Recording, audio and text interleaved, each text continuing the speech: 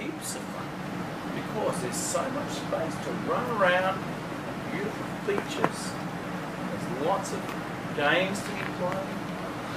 Put up your hand if you're a hide and seek type of person. Well, on the island of 1,000 Rainbows, can I tell you, there are some of the very best places in the entire world to play hide and seek. But, girls and boys, I have to tell you that when my rainbow helicopter dropped me off in Sydney, I was shocked, absolutely shocked. In fact, the reason I'm coming in so quietly is because, quite frankly, I'm a bit nervous. I have never seen a city of this size in my entire life. Do you realise that the island of 1,000 Rainbows could probably just about fit into your suburb, Bangor? That's how big the island of 1,000 Rainbows is. And you live in a city that's probably about 150 times as big as that. So I was a little bit nervous when I stepped out of that helicopter, and my goodness, we only have one helicopter on Rainbow Island, and the only reason we have that one is because I happen to be very good friends with a gentleman, and your teachers might know this person. His name is Dick Smith, and he's a bit of an explorer. So he decided to lend me one of his old helicopters because he said, "You never get out." Mayor Jones, he said, "You never get out and about." He said, "If I lend you a helicopter, you might just end up going somewhere." Now, I caught a train. I've never seen a train before in my life. In fact, it took me 3 trains to work out how to get in through the doors.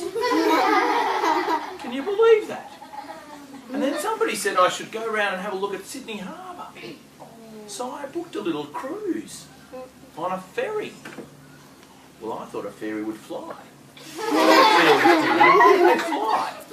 So I thought, well, you know, it's going to have to be a pretty decent sized ferry to carry me around the place. But I thought flying around Sydney Harbour, that could be pretty cool. But it wasn't. It wasn't a ferry with wings. It was a boat. My goodness. And there were lots and lots of other people on there. It was very beautiful, but oh, my tummy, can I tell you, when I came back off the boat, my tummy was feeling a bit round and round. Have you ever had that experience on a boat before, girls and boys? Has your tummy ever felt just a little bit when you come back off the boat? Well, that's what happened to me. So I've been on a ferry. No, sorry, that's a ferry, isn't it? And I've been on a train. And then when I got down to Sutherland Railway Station, I had no idea how I was going to get here to Inverrah until somebody said, "Well, you're going to need to catch a bus." Bus, I said. A bus? Is that like a bee? Is that what it is? Because we've got lots of bees on the island of 1,000 Rainbows because we have beautiful, beautiful flowers there. But no, a bus is a big vehicle with big wheels. And there were lots of people on that too. And I had to buy a ticket. Well, that was a bit strange because I didn't have any money. Now luckily, I have another friend who lives down in this part of the world. So I rang them up on my rainbow telephone and they brought me a little bit of your money. So I was able to catch the bus after all. So here I am. Now, I have been so amazed by what I've seen already that I've decided I'm going to give you a little bit of a project, if you don't mind, because I know that Mr. Host and the other teachers here, I know that they want to help me out because they think that the island of 1,000 Rainbows is a very beautiful place because Mr. Host has shown them lots of pictures of where I live, but it doesn't have any transport. We walk everywhere we want to go, and sometimes it can be a bit slow. And on those few occasions when it's raining, it's just not that pleasant, quite frankly. A bit tired. And I get just a bit damp when I'm wandering around the place. You can imagine that, can't you? And in fact, school starts a little bit later than here. Do you want to know why that is? Because it takes the girls and boys a little bit of time to walk to school. And we've got to allow enough time for that. Some of them have to walk for an hour to get to school every day. And then an hour home. Imagine that. I'll bet you girls and boys, because of all your transport, you've got soft little leggies, haven't you? You're not used to walking. Oh my goodness.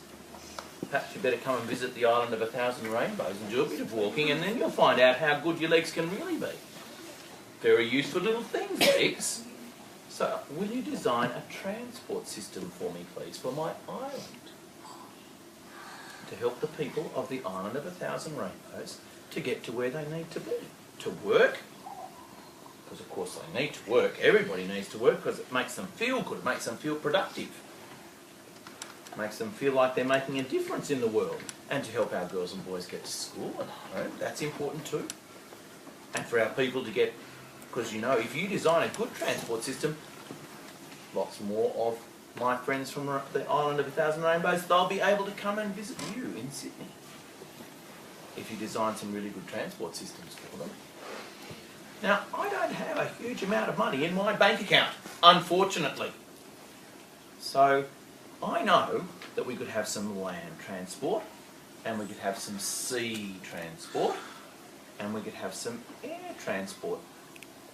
That's how many? How many have I named so far? 3. Oh, is that 3, is it? Of course it is, 3. That's right, 3. So, what I'm asking you to do, because I don't have too much money, is could you design your transport system for my island so that it uses 2 of those 3 things? 2 of those 3 things. Do you think you could do that for me? Yes. And I reckon that you could maybe make a plan. You could draw my island. Mr. Host could help you with that, the shape of my island, and you could work out the different transport systems that you would use. And you'd have to look at what it would cost. You'd have to look at what would be the best kind of transport and why, because we need to know why, because I'll have to take it to the cabinet, to the government of the Island of 1,000 Rainbows, so that they can pass the law to spend the money so that we can have our transport system. Okay? Put up your hand if you think you can give me some help, girls and boys. Fantastic. Fantastic. I would love that so much. And I look forward to seeing all the designs, and maybe, hands down, maybe if you're really clever, you might be able to design some models for me of what that transport would look like. That would be extremely helpful. All right. Now, Mr. Host, is there anything else that you need me to talk about this afternoon? We were just going to, because we know that we had some video from the island sent over, we were going to actually play some of that video so they can see around your island, so they can experience what type of terrain there is for the island. Terrific idea. I hope you like it as much as I like it. That's my home, a very special place. So, Mr. Host, are you going to do that now? Yes, we were going to move in front of the smartboard now, and we were going to look at that video. Fantastic. Now, Mr. Host, do you need me to stay while you do that, or would you like me just to go and have a visit around the rest of your school? I think it'd be lovely for you to be able to visit around the rest of the school. Okay, so well, I will go and I will do that. Because I happened to meet a very lovely lady by the name of Mrs. Donnelly. When I came in, I was feeling a bit lost, I have to say, but she made me feel very welcome. So I'm sure if I went back up, she'd be very kind and take me for a little bit of a walk around your school so I can see some of the other lovely things here. I'll tell you one thing I love already.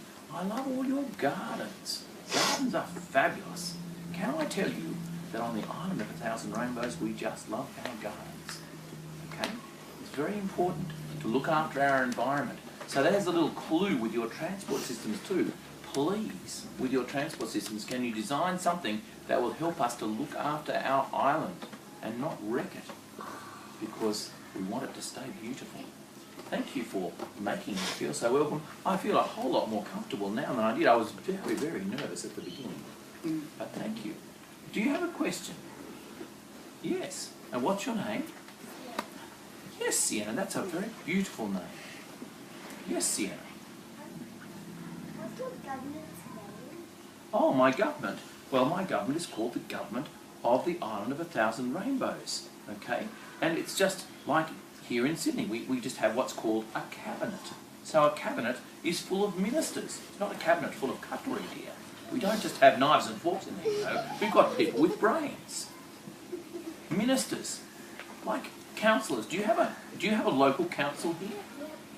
Is that called Sutherland Council by any chance? Because I know that this is the part of the world that we're in. Yes, well, it's just like the councillors. So if you know what a councillor is, then you can imagine that we have ministers who look after different things on the island of 1,000 Rainbows. Things like schools. We don't have too much trouble with transport at the moment. We do have a good shoe factory. We have to have a good shoe factory because we need shoes all the time. We're always wearing them out. It's terrible. So maybe when we have a good transport system, we won't need quite so many shoes being made all the time. I'll take 2 more quick questions. Yes, what's your name, young lady? Hello, Amelia. How can I help you? Is there 1,000 rainbows that's called 1,000 rainbows? Oh, well, you see, now that's a very intelligent question. Very good question indeed. One of the reasons why I love the Island of 1,000 Rainbows is because indeed, on a good day, you will see 1,000 rainbows. It's beautiful. It's very beautiful. And I don't quite understand why, but it just so happens that the light is bent. That's how a rainbow is made, by light bending through droplets of water high up in the sky, and we just have those kind of conditions, and it's so beautiful. Because every morning when we wake up, there's a beautiful glow over our island from all the glorious rainbows. So that's an answer to your question there. Yes, young lady, what's your name? Last question. I'm only going to answer 2 more because I'm getting rather tired of talking. I don't do much talking on the Island of 1,000 Rainbows. Thank goodness for that. Yes, what's your name? Yes, Alana. How do you get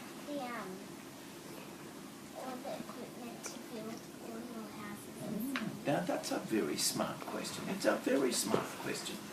Well, there are 2 things that happen. You can imagine that because we are an island, we can't make everything ourselves. So some of those things come from the mainland of Australia. And they do come by boat on the whole, because we don't have an airport, because we don't have a transport system. Does that make sense so far, Alana? But the companies that we order our things to make our houses from, they send it over on a big ship, which is great. Because we have a dock. We do have that. We had to have a dock, otherwise they couldn't drop things off. If you understand what a dock is, that's where they can unload things. But the trouble is we don't own the boats. So when the boat has unloaded, what do you think happens? It goes straight back, and we have to pay for the things, and then it goes straight back to Australia. So although we get things delivered, we can't actually have any equipment or any kind of transport equipment stay there because we don't own it.